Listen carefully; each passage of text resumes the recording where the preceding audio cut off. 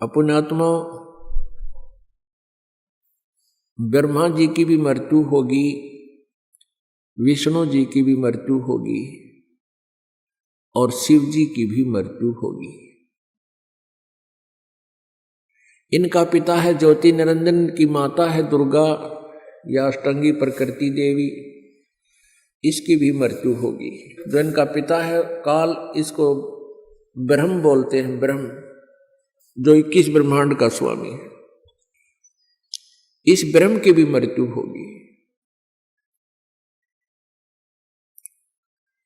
अब यहां थोड़ा सा कंसेप्ट क्लियर करना पड़ेगा, क्योंकि पवित्र हिंदू धर्म के अनुयायी जो हैं हिंदू, ये ब्रह्मा विष्णु महेश को अजरो अमर मानते हैं दंत कथा के आधार पर, लोक वेद के आधार, जबकि इनकी जीवनी में लिखा है कि इनका जन्म मृत्यु होता है, इसके इनके माता पिता है। ये देखिएगा श्रीमद् देवी भागवत पुराण यानी दुर्ग शक्ति पुराण, श्रीमद् देवी भागवत सचित्र मोटा टाइप केवल हिंदी, गीता प्रेस गोरखपुर।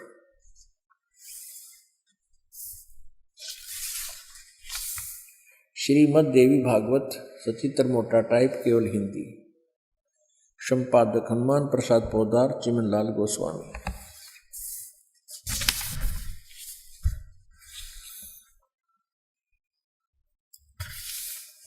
प्रकाशक एवं मुद्रक गीता प्रेस गोरखपुर, गोविंद भवन कार्यालय कोलकाता का संस्थान। इसके तीसरे स्कंद में 123 पृष्ठ पे है।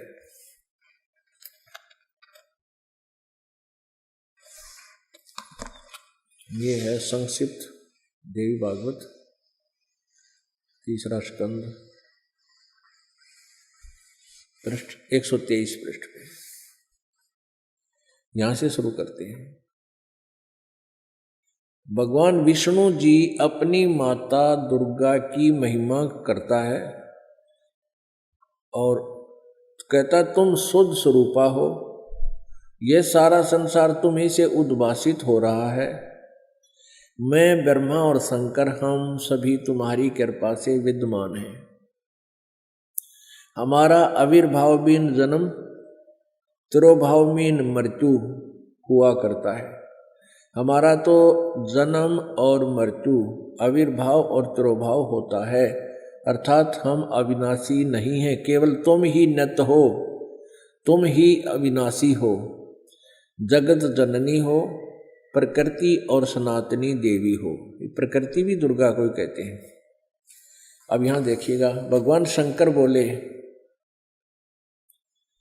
देवी यदि महाभाग विष्णु तुम्ही से उत्पन्न हुए हैं, प्रकट हुए हैं, तो उनके बाद उत्पन्न होने वाले ब्रह्मा भी तुम्हारे ही बालक हुए। फिर मैं तमोगुणी लीला करने वाला शंकर क्या तुम्हारी संतान नहीं हुआ, अर्थात मुझे भी उत्पन्न करने वाली तुम ही हो। शिवे संपूर्ण संसार की सृष्टि करने में तुम बड़ी चतुर हो। इस संसार की सृष्टि स्थिति और संहार में तुम्हारे गुण सदा समर्थ हैं।